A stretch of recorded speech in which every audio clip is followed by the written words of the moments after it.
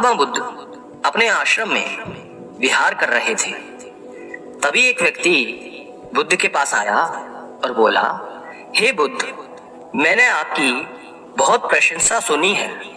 मैंने सुना है आपको परम ज्ञान प्राप्त हुआ है। मैं भी परम ज्ञान को उपलब्ध होना चाहता हूँ। मुझे उम्मीद है कि आप मुझे ज्ञान का मार्ग दिखाएंगे। बुद्ध ने मुस्कुराकर पूछा, तुम्हें मुझसे इतनी उम्मीद क्यों है? व्यक्ति बोला, हे बुद्ध, मैंने अपने जीवन का एक बहुत बड़ा हिस्सा इस संसार को समझने में निकाल दिया और तब मुझे समझ आया यहाँ सब लोग स्वार्थी हैं। बुद्ध ने मुस्कुराकर पूछा, तुम्हें मुझसे इतनी उम्मीद क्यों है? व्यक्ति बोला, हे बुद्ध, मैंने अपने जीवन का एक बहुत बड़ा हिस्सा इस संसार को समझने में निकाल दिया और तब मुझे समझ आया यहाँ सब लोग स्वार्थी हैं। किसी को किसी से कोई मतलब नहीं है। सभी सिर्फ अपने बारे में ही सोचते हैं। कोई किसी की मदद नहीं करना चाहता, ना कोई किसी को अपना समझता है। यहाँ सिर्फ अंधकार ही अंधकार है। यहाँ बहुत कम लोग हैं जो निस्वार्थ दूसरों की मदद करते हैं। उन्हीं में से एक आप हैं। आप भी सभी को निस्वार्थ ज्ञान देते हैं। इसी कारण मैं आपके पास आया हूँ। भगवान बुद्ध ने कहा, तुम्हें अंधकार ही अंधकार क्यों दिख रहा है? व्यक्ति ने कहा, मैंने अपने जीवन में अंधकार ही देखा है। मुझे मेरे पिता से उम्मीद थी कि वो मेरा विवाह उस लड़की से करेंगे जिसे मैं पसंद करता हूँ, लेकिन उन्होंने ऐसा नहीं किया, बल्कि मेरा विवाह किसी दूसरी लड़की से कर दिया। वो लड़की जो मेरी पत्नी बनकर आई है, मुझे उससे उम्मीद थी कि वो मेरे जीवन में खुशियां लेकर आएगी, मेरा ख्याल रखेगी और मेरे सभी कार्यों में मेरा साथ देगी। लेकिन ऐसा नहीं हुआ। मैं एक कवि हुआ करता था, लेकिन मेरी पत्नी को ये पसंद नहीं था। वो चाहती थी मैं कुछ और काम करूं और ज्यादा पैसे कमाऊं। वो इसके लिए मुझसे रोज झगड़ा करती। उसने मेरा जीना दुश्वार कर दिया। तब मैंने तय किया कि मैं घर छोड़ हमेशा के लिए चला जाऊंगा, सब कुछ त्याग करके। और मैंने ऐसा ही किया। मैंने घर त्याग किया। उसके बाद मैं अपने मित्र के पास गया। मुझे उम्मीद थी कि वो मेरी मदद जरूर करेगा, लेकिन उसने ऐसा नहीं किया। तब मैं समझ गया कि इस दुनिया में कोई किसी का नहीं है, सब अपने मतलब के लिए है। तब मैं साधुओं, महात्माओं, उनके पास चला गया। वहां मैंने उनसे ज्ञान की बातें सीखी, उनका आशीर्वाद भी लिया और तब मुझे समझ आया कि दुनिया एक माया से अधिक कुछ भी नहीं है। यहाँ हर व्यक्ति भ्रमित हो जाता है और इस माया में पड़ा रहता है। लेकिन मैं खुशनसीब था जो इस माया की दुनिया से बाहर निकल आया। अब मुझे पता है कि हम ईश्वर की भक्ति और ज्ञान के माध्यम से ही अपने परलोक को सुधार सकते हैं, जहां हमें ईश्वर की प्राप्ति होगी और हमें कोई भी कष्ट नहीं होगा। मुझे आपसे पूर्ण उम्मीद है कि आप मुझे ज्ञान के उस शिखर तक ले जाएंगे। बुद्ध मुस्कुराए और बोले, ठीक है, लेकिन उससे पहले तुम्हें मेरा एक काम करना होगा। क्या तुम करोगे? व्यक्ति ने कहा, अवश्य बुद्ध।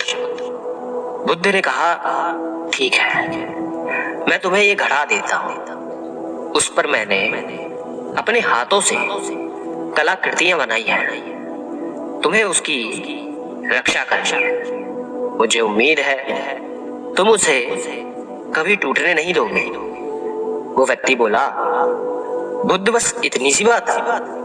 मैं इस घड़े की अपनी जान से भी ज्यादा रक्षा करूंगा।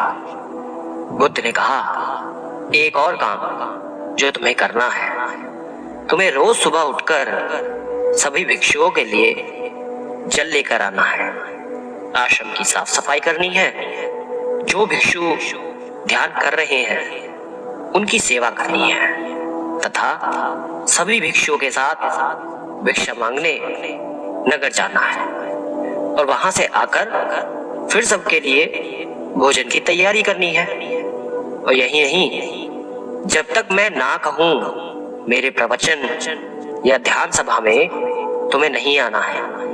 सही समय आने पर मैं खुद तुम्हें बुलाऊंगा और अगर तुम्हें मुझसे कोई बात करनी है तो तुम ये घड़ा लेकर ही मेरे पास आना।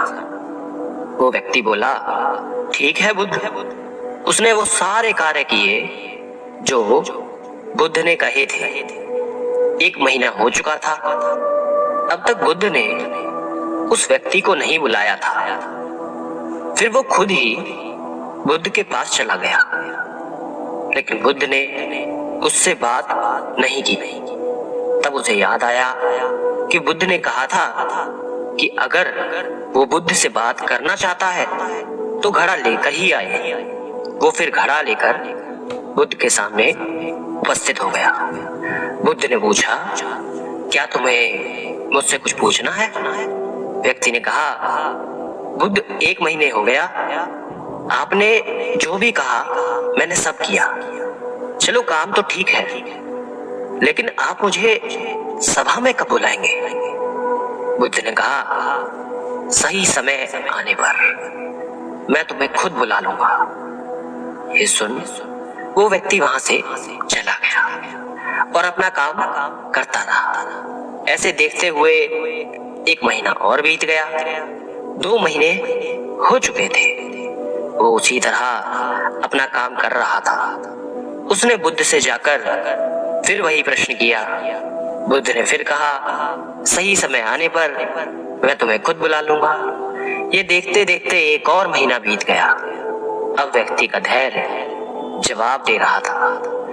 वो व्यक्ति बुद्ध के एक शिष्य आनंद के पास गया और बोला, हे आनंद, बुद्ध सही नहीं कर रहे हैं। मुझसे बाद में आए शिष्यों को बुद्ध ने अपनी सभा में शामिल कर लिया, लेकिन मुझे अभी तक नहीं किया। आनंद ने कहा, बुद्ध ने जो भी कहा है वो तुम्हारे लिए है, उसे किसी और से मत कहो। बुद्ध तुमसे प्रेम करते हैं। उन्होंने जो घड़ा तुम्हें दिया है वो उन्होंने खुद गढ़ा है। उन्होंने आज तक ये घड़ा किसी को नहीं दिया था, लेकिन तुम्हें दिया है। वो व्यक्ति ये सुनकर चुपचाप चला गया। उसे लगने लगा कि ये घड़ा देकर बुद्ध ने उसे अपना गुलाम बना लिया है। एक दिन उस व्यक्ति के धैर्य ने जवाब दे ही दिया और वो घड़ा लेकर बुद्ध के सामने खड़ा हो गया और बोला, आप मुझे मूर्ख बना रहे हैं। मैं जब से आया हूं तब से इंतजार कर रहा हूं कि आप मुझे सभा में बुलाएंगे, ज्ञान देंगे, लेकिन आपने ऐसा कुछ नहीं किया। जब भी मुझे आपसे बात करनी होती है, मुझे ये घड़ा लेकर आपके पास आना होता है। मुझे लगा था आप मुझे कुछ सिखाएंगे, लेकिन ऐसा नहीं हुआ। आप मेरी उम्मीदों पर खरा नहीं उतरे। ये सुन बुद्ध मुस्कुराए और बोले कि जल्द ही मैं तुम्हें ध्यान सभा में बुलाऊंगा। वो व्यक्ति भड़क गया और बोला, मुझे आपके किसी भी ज्ञान की जरूरत नहीं है। मुझे नहीं लगता आपको कोई ज्ञान प्राप्त हुआ भी है। आप झूठे हैं। आप झूठा ही अपने ज्ञान का प्रदर्शन करते हैं और मुझे आपके इस घड़े की भी कोई जरूरत नहीं है। और वो घड़ा उस व्यक्ति ने जमीन पर दे मारा। घड़ा टूट गया। बुद्ध एक कपड़े में उस घड़े के टुकड़े को समेटने लगे। ये देख वो व्यक्ति लज्जित हो गया और बुद्ध से माफी मांगने लगा और बोला, बुद्ध मुझे क्षमा करें, मुझे क्रोध आ गया था। बुद्ध ने मुस्कुराते हुए कहा, अब समय आ गया है, तुम सभा में उपस्थित हो सकते हो। बुद्ध उस व्यक्ति को सभा में ले गए और प्रवचन शुरू हुआ। बुद्ध ने कहा, इस दुनिया में व्यक्ति का सबसे बड़े दुख का कारण उसके किसी वस्तु से खुद को जोड़ना है। जब हम किसी से कोई उम्मीद लगा देते हैं और वो पूरी ना होने पर हमें दुख देने लगती है। एक पिता की उसके पुत्र से उम्मीद होती है कि वो उसके बताए रास्ते पर चले, और पुत्र की पिता से कि वो उसके बताए रास्ते में साथ जाने का सहयोग दे। ऐसे ही कुछ उम्मीदें पति पत्नी को एक दूसरे से होती हैं। इसी तरह दुनिया में ज्यादातर लोग एक दूसरे से कुछ न कुछ उम्मीद करते ही हैं, और जब ये उम्मीद पूरी नहीं होती तो ये क्रोध का रूप ले लेती है, जो हमारी बुद्धि का नाश कर देती है, जिसमें व्यक्ति का खुद का नुकसान होता है। क्रोध गर्म कोयले को अपनी हथेली पर रखने के समान होता है, जिससे हम दूसरों को जलाना चाहते तो हैं, लेकिन उसमें पहले आप खुद का हाथ जला लेते हैं। बुद्ध अपने कपड़े से उस घड़े के टुकड़ों को निकालकर उस व्यक्ति के आगे रख देते हैं और पूछते हैं, क्या तुम इसे वापस जोड़ सकते हो? वो व्यक्ति लज्जित होकर बोला, हाथ जोड़कर बोला, भगवान बुद्ध, मुझे माफ करें, मेरी बुद्धि नष्ट हो गई थी जो मैंने ऐसा काम कर दिया। मैं इसे वापस नहीं जोड़ सकता। बुद्ध ने कहा, मैं यही आपको समझाना चाहता हूं। तुमने पूरी जिंदगी दूसरों से उम्मीद करी, जब वो पूरी नहीं हुई तब तुम क्रोध में आकर वहां से भाग गए, जिससे तुम्हारा ही नुकसान हुआ। वो व्यक्ति बोला, क्या हमें किसी से कोई उम्मीद नहीं करनी चाहिए? बुद्ध ने कहा, जब भी तुम दूसरों से अपने स्वार्थ के लिए उम्मीद करोगे तो दुख पाओगे, लेकिन अगर वही तुम दूसरों को सुख देने की उम्मीद करोगे तो तुम्हें खुद भी सुख मिलेगा। वो व्यक्ति बोला, हे बुद्ध, आप मुझे क्षमा करें और अपने चरणों में जगह दें। मैं भी परम ज्ञान की तरफ आगे बढ़ना चाहता हूँ। बुद्ध ने कहा, अभी तुम अपने घर जाकर अपने पिता और पत्नी के साथ रहो। तुम्हें अभी गृहस्थ जीवन जीने की आवश्यकता है। व्यक्ति ने बुद्ध से कहा, हे बुद्ध, क्या मुझे ज्ञान प्राप्त करने का अधिकार नहीं है? आप क्यों मुझे यहाँ से भेज रहे हैं? बुद्ध ने कहा, जिसे ज्ञान प्राप्त करना होता है वो अपने गृहस्थ जीवन में भी ज्ञान प्राप्त कर सकता है। तब परिवार के लोग रास्ते का रोड़ा बिल्कुल नहीं बनते, बल्कि सहयोगी नजर आते हैं। अभी तुम्हें इस दुनिया में अंधकार ही अंधकार नजर आता है। पहले तुम अपने जीवन में प्रकाश को देखो, उसे ढूंढो कि प्रकाश कहाँ है।